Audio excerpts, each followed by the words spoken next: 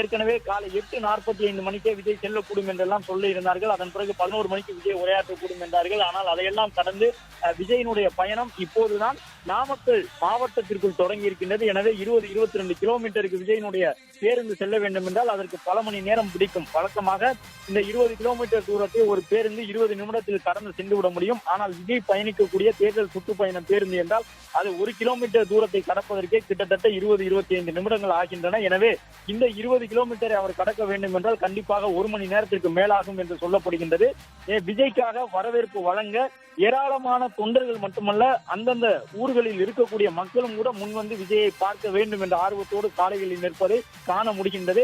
அனைவருடைய அன்பையும் பெற்றுக்கொள்ள வேண்டும் என்கின்ற நோக்கத்திலேயே விஜயும் மிக மெதுவாக தன்னுடைய தேர்தல் சுற்றுப்பயண வாகனத்திலே தன்னை நோக்கி கையசைக்கக்கூடிய ஒவ்வொருவருக்கும் பதிலுக்கு கையசைத்து தன்னுடைய நன்றியை தெரிவித்துவிட்டு விஜய் செல்லக்கூடிய காட்சிகளை பார்க்க முடியும். வழக்கம் போன்று இந்த முறையும் சென்னையிலிருந்து விஜயை நாம் பின்தொடர்ந்திருக்கின்றோம். இன்றும் முழுவதுமாக விஜயினுடைய அரசியல் பயணத்தை பின்தொடர இருக்கின்றோம். பல்வேறு முறைகளிலே விஜயினுடைய அந்த தேர்தல் சுற்றுப்பயணத்தை நாம் தொடர்ந்து நேரலையில் காட்சிப்படுத்தி இருக்கின்றோம். அந்த அடிப்படையில் விஜய் வழக்கமான உற்சாகத்தோடு இன்றும் சென்னையிலிருந்து புறப்பட்டார். சென்னை விமான நிலையத்தில் இறங்கிய பிறகு வழக்கம் போன்று செய்தியாளர்களை நோக்கி இன்றைய நாளுக்கான தன்னுடைய குறியீடு என்று குறிப்பிட்டு சொல்லக்கூடிய விதமாக புன்னகையோடு செய்தியாளர்களை நோக்கி கையசைத்து படம் பிடித்துக் கொள்ள சொல்லிவிட்டு அதன் பிறகு தனி விமானத்திலே புறப்பட்டார். திருச்சி விமான நிலையம் வந்து இறங்கிய பிறகு வழக்கமாக தன்னுடைய கருப்பு நிற ரேஞ்ச் ரோவர் காரிலே செல்லக்கூடிய விஜய் இந்த முறையும் அதே ரேஞ்ச் ரோவர் காரில் செல்வதற்கு முன்பாக செய்தியாளர்களுக்கு ஒரு சில புகைப்படம் எடுத்துக் கொள்வதற்காக நின்று செய்தியாளர்களை பார்த்துவிட்டு அதன் பிறகு அங்கிருந்து புறப்பட்டார். இப்பொழுது நாமக்கல் மாவட்டத்தினுடைய எல்லைப்புறத்தை ஒட்டி இருக்கக்கூடிய தொட்டியதை தாண்டி இருக்கக்கூடிய மேக்கநாயக்கன்பட்டி பகுதியில் இருக்கும் புல்லுக்காடு என்ற கிராமத்தில் நிறுத்தி வைக்கப்பட்டிருக்கக்கூடிய தன்னுடைய தேர்தல் பிரச்சார வாகனத்திலே விஜய் பயணத்தை தொடங்கி இருக்கின்றார். அடுத்த கட்டமாக நாமக்கல் மாவட்டத்தினுடைய கிராமங்களுக்குள்ளாக விஜயனுடைய தேர்தல் சுற்றுப்பயண பேருந்து செல்ல இருக்கின்றது. தொடர்ந்து நாம் நேரலையில் காட்சிப்படுத்த இருக்கின்றோம். இன்னும் 1-2 நொடிகளிலே விஜயனுடைய அந்த தேர்தல் சுற்றுப்பயண வாகனம் செல்லுவதையும் அதற்கு முன்பாகவும் பின்பாகவும் ஆயிரக்கணக்கான தொண்டர்கள் தொடர்ந்து அவரை பின்தொடர்ந்து வரக்கூடிய அந்த காட்சியையும் நாம் தொடர்ந்து காட்ட இருக்கின்றோம்.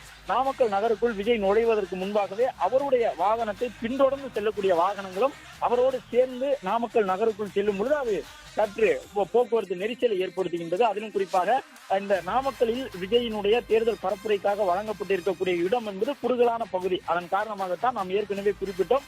பல்வேறு கட்டுப்பாடுகளை காவல்துறை விதித்திருக்கின்றது, நிபந்தனைகளை காவல்துறை பிறப்பித்திருக்கின்றது. தமிழக வெற்றி கழகத்தினுடைய தலைமையும் கூட அவற்றையெல்லாம் பின்பற்ற வேண்டும் என்று தொண்டர்களுக்கு அறிவுறுத்தி இருக்கின்றது. ஆனால் கொடுக்கக்கூடிய இடம் அங்கே நிற்கக்கூடியவர்களுக்கான அந்த பகுதி அளவு என்பது மிக குறைவாக இருக்கின்றது. மிக குறைவான கொள்ளளவு கொண்ட இடத்திலே பல்லாயிரக்கணக்கானவர்கள் திரளும் பொழுது அனைவரும் அந்த ஒழுங்கை பின்பற்றி நிற்கக்கூடிய சூழ்நிலை இல்லை என்று தமிழக வெற்றி கழகத்தினுடைய தொண்டர்கள் சொல்லுகின்றார்கள். 1000 பேர் நிற்கக்கூடிய இடத்திலே 10,000 பேர் நிற்கும் பொழுது அங்கே எப்படி ஒரு அந்த கூட்ட நெரிசல் ஏற்படுமோ அது போன்ற ஒரு நெரிசல் விஜய் செல்லக்கூடிய ஒவ்வொரு இடத்திலும் ஏற்படுகின்றது. எனவேதான் கட்டடத்தின் மீது நின்று கொண்டு பார்க்கின்றார்கள். மேலும் வரக்கூடிய அனைவருமே இளம் தொண்டர்களாக இருப்பதால் ஒரு சில நேரங்களில் கட்சியினுடைய தலைமை சொன்னதற்கு மீறி அவர்கள் அந்த உணர்ச்சி வசத்தோடு உற்சாகத்தோடு அவர்கள் சிறிய அளவிலான கம்பங்கள் மீது ஏறுகின்றார்கள், மரத்தின் மீது நிற்கின்றார்கள்.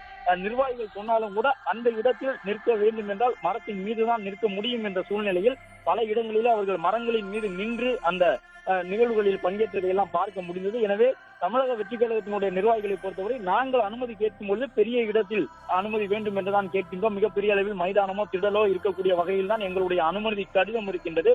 ஆனால் எங்களுக்கு ஒதுக்கப்படக்கூடிய இடம் என்பது குறுகலாக இருக்கின்றது என்ற ஒரு குற்றச்சாட்டை தொடர்ந்து முன்வைத்து வருகின்றார்கள்.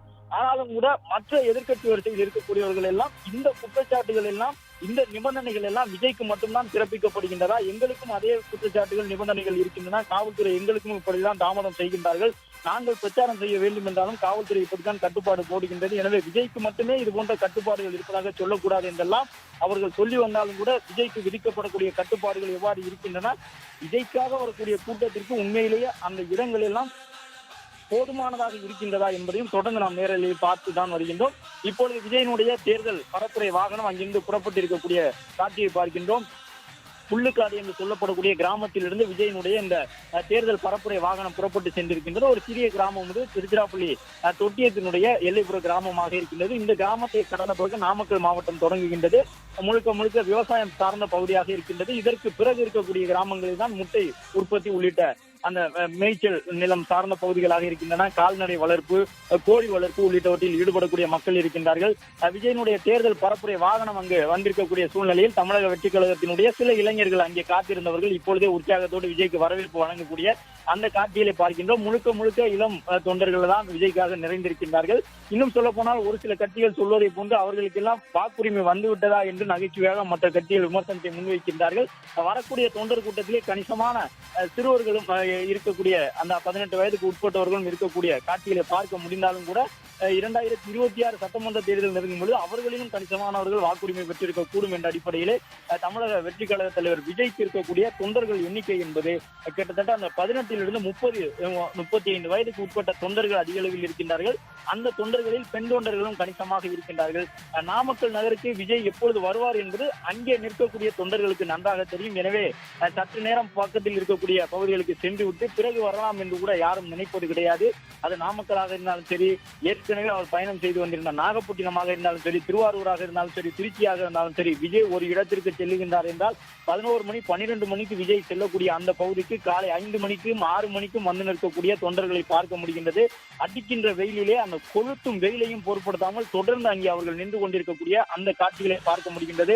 நாமக்கலில் நாம் பார்க்கும் திசையெங்கும் தமிழக வெற்றி கழகத்தினுடைய அந்த 3 நிறங்களை கொண்ட கொடி பட்டொலி வீசி பறக்கக்கூடிய அந்த காட்சியை பார்க்கின்றோம். இது போன்ற தொண்டர் கூட்டத்தை பார்த்துதான் விஜய் மேலும் மேலும் உற்சாகம் அடைகின்றார் என்பதையும் புரிந்து கொள்ள முடிகின்றது. ஏனென்றால் ஒவ்வொரு சனிக்கிழமையிலும் குறைந்தபட்சம் 10 மணி நேரம் நாம் விஜயை பின்தொடர்ந்து செல்கின்றோம். எனவே விஜயனுடைய தேர்தல் சுற்றுப்பயண வாகனம் எந்த சாலையில் செல்லும் பொழுது அந்த சாலையின் எதிர் திசையில் வரக்கூடியவர்களுடைய மனநிலை என்னவாக இருக்கின்றது, குறிப்பாக குடும்பமாக வரக்கூடியவர்கள், இருசக்கர வாகனங்களில் கணவன் மனைவியாக வரக்கூடியவர்கள் எல்லாம் விஜயனுடைய தேர்தல் சுற்றுப்பயண வாகனத்தை பார்த்தவுடன் தங்களுடைய இருசக்கர வாகனத்தை நிறுத்திவிட்டு எதிர் திசையில் வந்து நின்று விஜயை பார்த்து உற்சாகத்தோடு கையசைத்து செல்லக்கூடிய காட்சிகளை ஒவ்வொரு சனிக்கிழமையிலும் நூற்றுக்கணக்கான இடங்களிலே நாம் பார்க்க முடிகின்றது.